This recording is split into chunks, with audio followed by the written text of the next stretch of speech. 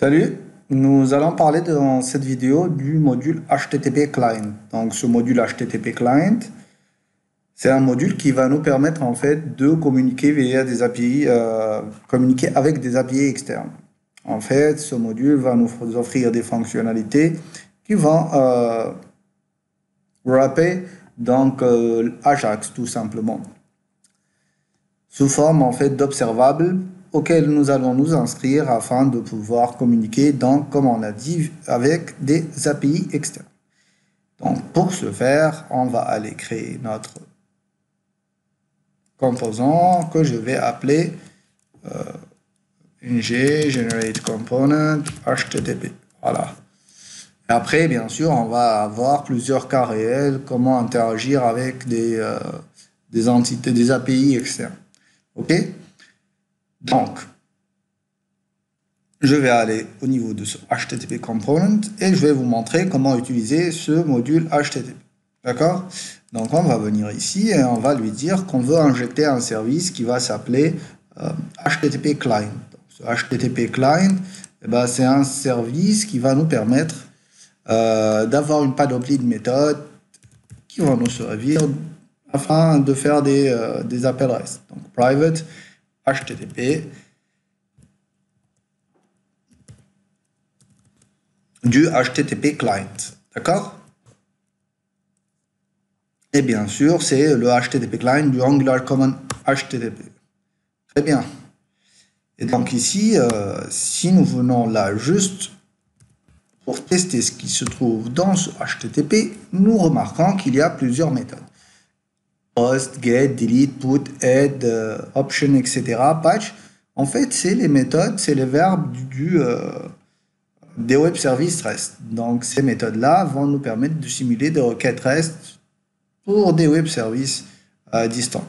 Donc, je vais aller ouvrir une nouvelle fenêtre et je vais aller chercher un API, un fake API en fait, qui s'appelle JSON placeholder.ipcode.com. Donc, ce site-là va vous permettre de tester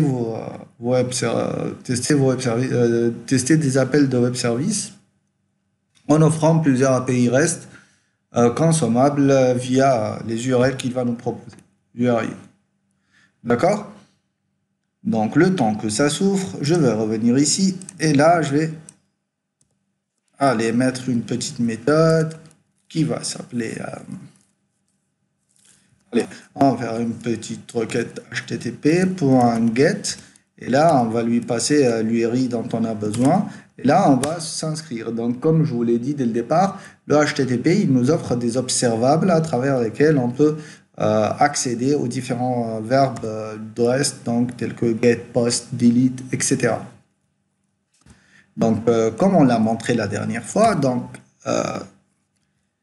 les observables, donc par contrat, par convention, vous avez trois méthodes. La première méthode, c'est la méthode next.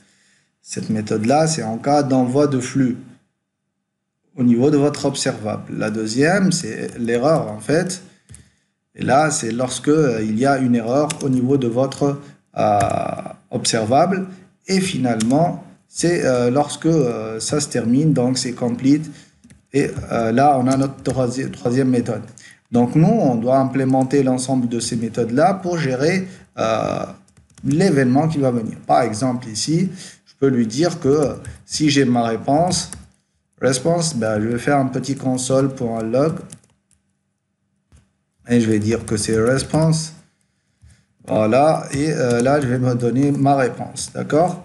Même chose ici. Je vais faire un console pour un log. Je vais lui dire que ça va être une erreur.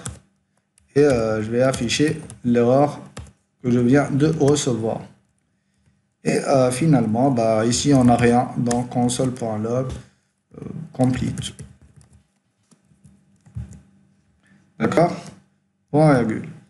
Donc ça va me permettre de consommer, voilà, un petit espace ici, de consommer notre web service. Donc, on va voir si c'est bon. Voilà. Donc là, il va nous afficher l'ensemble des API qu'il nous offre et nous allons essayer d'en consommer un. Qu'est-ce qu'il y a?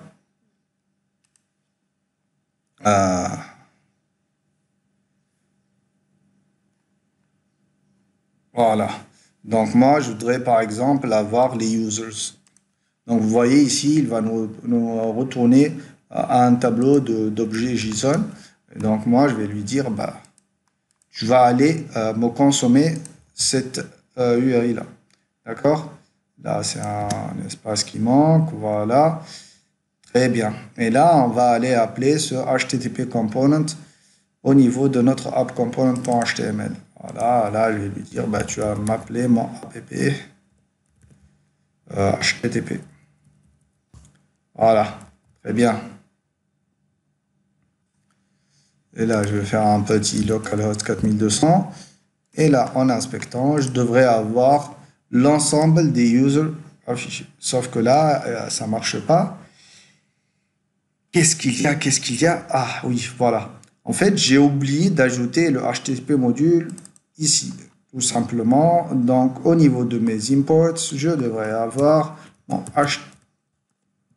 HTTP client module. Voilà.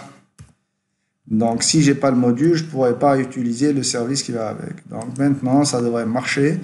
Et donc, vous voyez ici, nous avons récupéré l'ensemble des utilisateurs offerts par notre API REST.